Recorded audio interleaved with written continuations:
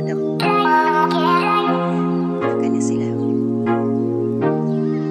Kaya hindi na ako nagdadamo yung tagalinis ng daan.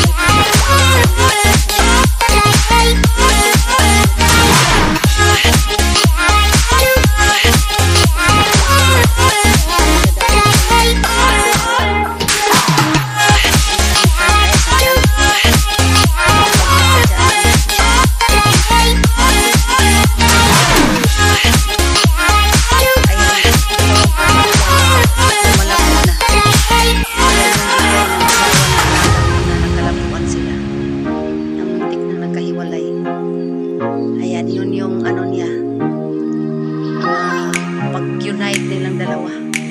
Ayan, dalawang puno. Tapos may mga maliliit pa yan dito pero namatay na. Yung tinanim dito. Ay, ito. Ito. Kasamahan ito.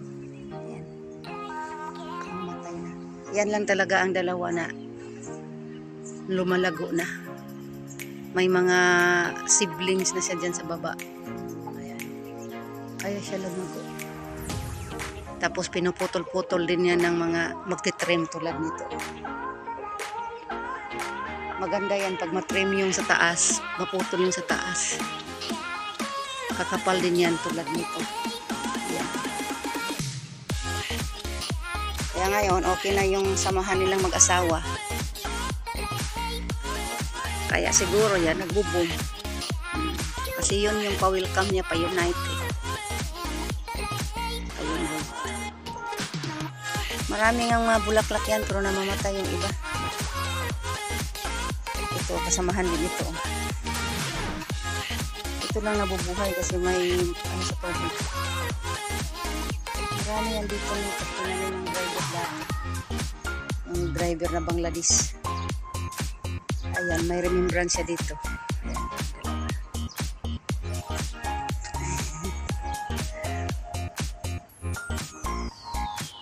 So guys, ito lang ang ano ko dito sa labasan.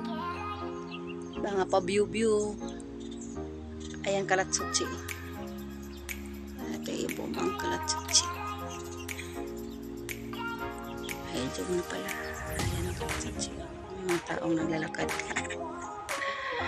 Nagbo-boom din ang kalatsutsi. Ayan.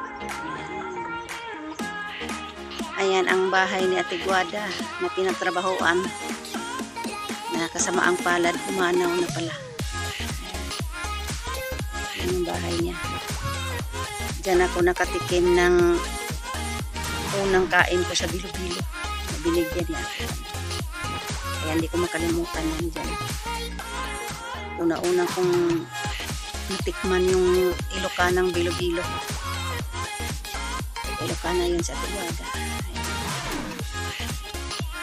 Mula nang nakatikim ako, gumagawa na din ako dito sa amin. Yan ang sasakyan namin. Nasira yung isa. Nandun sa shop. Yung dalawa nandun sa likod. Guys, yun lang ang ganap ko dito sa garden. Nagpapahangin-hangin. Kaya nagpapasting ako, pampalipas sa gutom. Kasi wala man akong luto, wala din akong nanay.